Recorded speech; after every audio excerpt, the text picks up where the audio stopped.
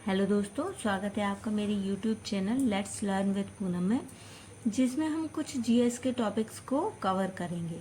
तो आज हम महात्मा गांधी के बारे में पढ़ने वाले हैं। तो जैसा कि हम जानते हैं, महात्मा गांधी का जन्म गुजरात के पोरबंदर में 1869 में हुआ था। इनके पिता करमचंद गांधी थे, जो राजकोट के दीवान थे, और माता पुतलीबाई थी। 13 साल की उम्र में ही मोहनदास करमचंद गांधी का विवाह कस्तूरबा गांधी से करा दिया गया। इन्होंने 1889 से 1891 में इंग्लैंड में बैरिस्टर की पढ़ाई की और अच्छा वकील बनने के रास्ते पर चल निकले। दादा अब्दुल्ला ने केस के सिलसिले में इन्हें दक्षिण अफ्रीका बुलाया।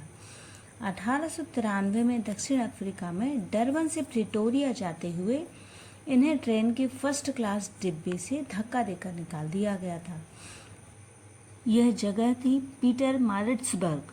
इस घटना ने गांधी जी के मन पर बहुत गहरा प्रभाव डाला था। इसी दौरान अपने आंदोलनों को एक दिशा देने के लिए इन्होंने कई संस्थानों की स्थापना की, और इसमें Natal Indian Congress, Tolstoy Farm और फीनिक्स आश्रम प्रमुख हैं। गांधी जी द्वारा चलाए गए आंदोलनों को सफलतापूर्वक चलाए जाने के परिणाम स्वरूप दक्षिण अफ्रीका की सरकार ने वर्ष 1914 तक भेदभाव वाले कानूनों को रद्द कर दिया। यह गांधी जी की पहली सफलता थी। इसके बाद गांधी जी भारत आ गए।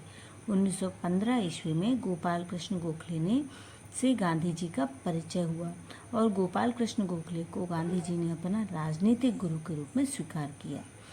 कुछ समय पश्चात खेड़ा आंदोलन, अहमदाबाद मिल हड़ताल में के सफलतापूर्वक नेतृत्व करने से गांधी जी भारतीय राजनीति में प्रभावशाली नेता बनकर उभरे। जो स्वाधीनता आंदोलन लंबे समय से कई विचारधाराओं और चरणों में चल रहा था, महात्मा गांधी ने उसे एकजुट करके एक विशाल आंदोलन का रूप दिया। गांधीवादी आंदोलन की विशेषता थी कि ये अहिंसक होते थे। इनमें सत्य के प्रति आग्रह, धरना प्रदर्शन और सरकार का आदेश ना मानना होता था। ब्रिटिश सरकार भारत को जल्दी आज़ादी देने के पक्ष में नहीं थी।